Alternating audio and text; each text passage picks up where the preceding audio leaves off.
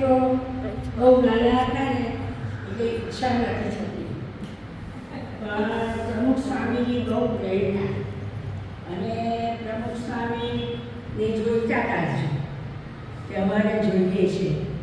એ મેડિકલમાં હતા, બબ્બે ચોકની સાથે કરેલી, એટલા કેવળ 17મે વર્ષે તો મેડિકલમાં આવ્યા હતા અને બહુ હોશિયાર હતા.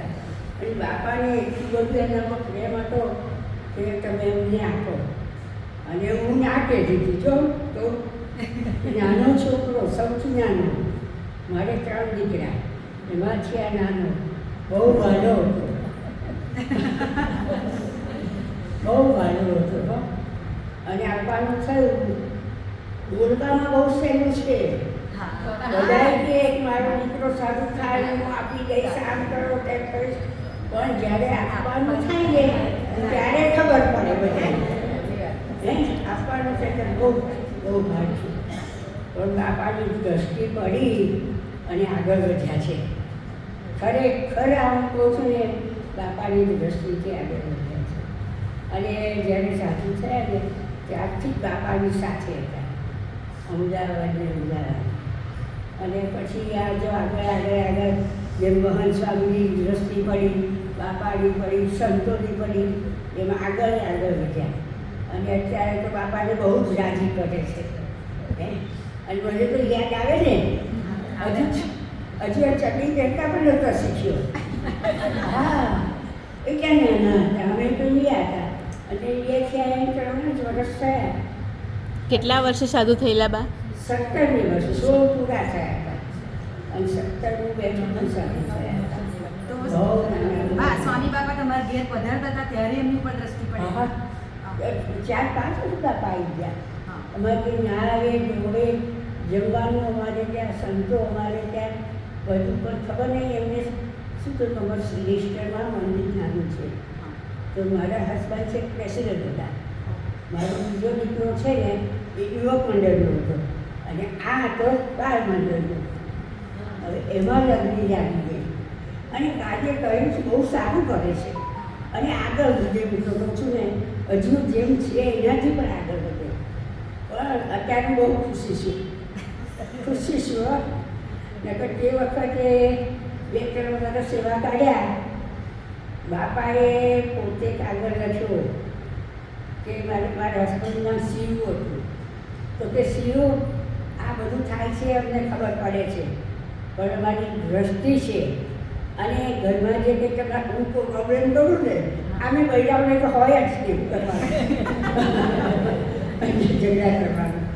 એવું એની જોડે બહુ આર્ગ્યુ કરું, કારણ કે જે બધું થયું છે બધું સારું થઈ જશે, તમે કોઈ વ્યાજી નહીં કરતા.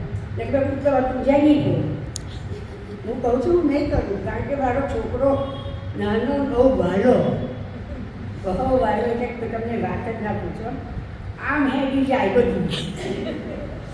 તો બા તમે ના પાડતા હતા? હા. તો સ્વામીની શી ઈચ્છા હતી? બ્રહ્મવિહારી સ્વામી એ કહેતા હતા કે ના મારે સાધુ થવું હા, છે? એ અને આવું મારી બીજી દીકરી છે ને એનો સપોર્ટ બહુ હતો, બહુ સપોર્ટ. અને મારા હસબન્ડનો તો પૂરેપૂરો. હું મારા હસબન્ડને એમ કહું કે તમે સાધુ થવા જાઓ, હું રહીશ. હું તમને કહું, આ મારી દિલની જ વાત કહું છું કે હું કહું તમે સાધુ થવા જાઓ, તમે અમારી મિલકત આપી દો, પણ મારા દીકરાને લઈ આવ્યા.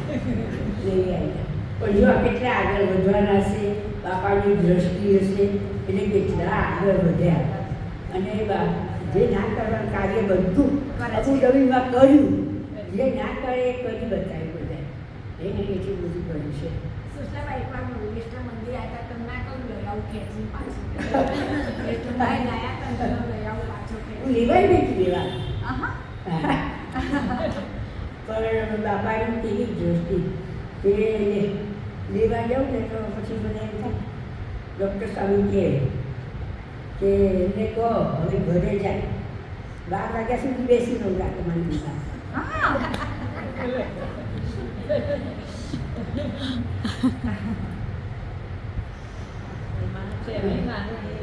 માનો જીવ છે, ગમે એવો ગાળો જેનો છોકરો હોય ને તો તમારે દૂર કરવો બહુ ગમવું છું.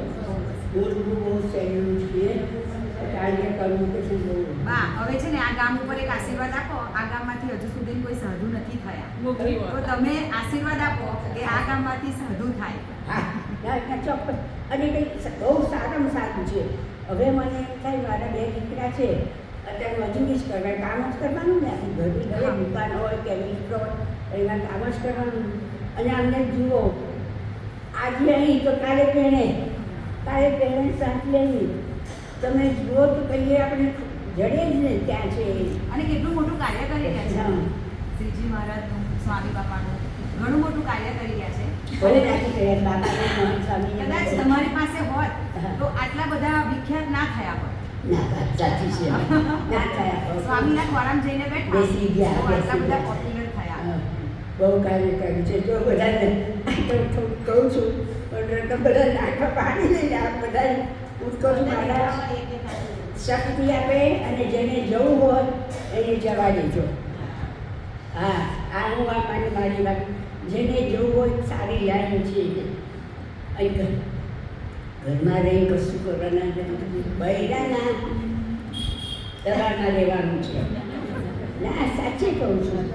અને તત્વ છે કેટલા પાસપોર્ટ કહે છે ને કે સંતો હરિભક્તો કહે છે આટલી થપ્પી પાસપોર્ટની થઈ છે એમની. એટલું ફરે છે, આજે આ ગામને, આજે આ ગામને, આજે ત્યાં, આમ તેમ. આપણે જે રસ્તો કરે ના કરે. અને કોણ ઓળખત જ કોણ ઓળખત કોઈ ના હોય. હે? આ તો દુનિયા મારા પ્રાર્થના કરું છું